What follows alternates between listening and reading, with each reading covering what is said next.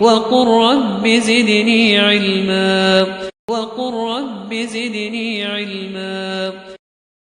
تعالوا نشاهد نموذج كده أو صورة من صور الاختلاط والرقص في الأضرحة.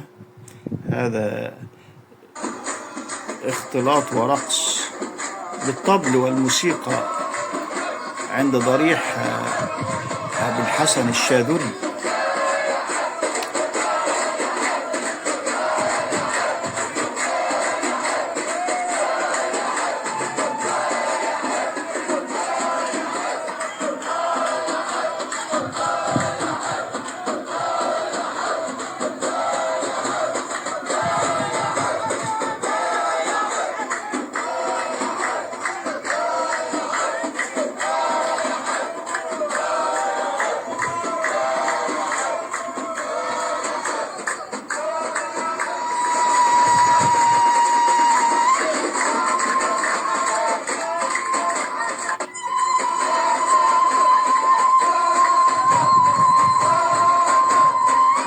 بسم الله الرحمن الرحيم. الحمد لله رب العالمين، والصلاة والسلام على رسول الكريم.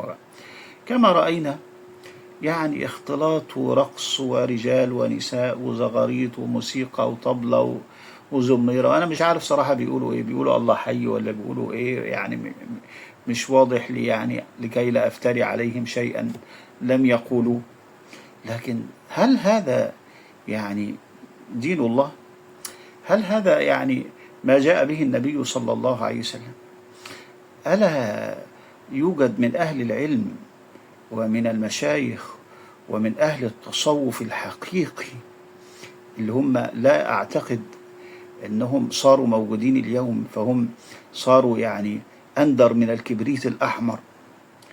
يعني ألا يوجد من أهل التصوف الحقيقي اللي كانوا يتقيدون بالكتاب والسنة كأمثال الجنيد من ينهى هؤلاء ويبين لهم أن العبادة لابد أن تكون مقيدة بالكتاب والسنة، وأن هذه الأفعال يعني لا ترضي الله ورسوله، وأن هؤلاء الأولياء يعني لن ينفعوكم بشيء.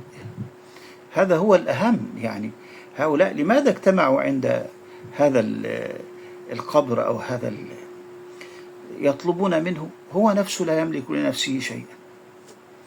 ما أدراكم أين هو؟ ما أدراكم هل هو نجا أم لم ينجو؟ ما مكانته عند الله؟ هل نزل لكم كتاب قال لكم اطلبوا المدد واطلبوا العون من الشاذلي؟ هل أحد يعلم يعني مصير فلان أو علان عند الله عز وجل؟ شيء عجيب جدا. إذا كان أبو بكر كان يخاف على نفسه وعمر يخاف على نفسه ولا يدري كيف يحاسبه الله، وكيف الصحابة الكبار الأجلاء، طيب يعني من دونهم؟ يعني من قطع لهم بالولاية، ومن قطع لهم بالنجاة، ومن قطع لهم بأنهم لديهم المدد ولديهم العون ولديهم البركة ولديهم كذا وكذا وكذا. نسأل الله الهداية. وقل رب زدني علما وقل رب زدني علما.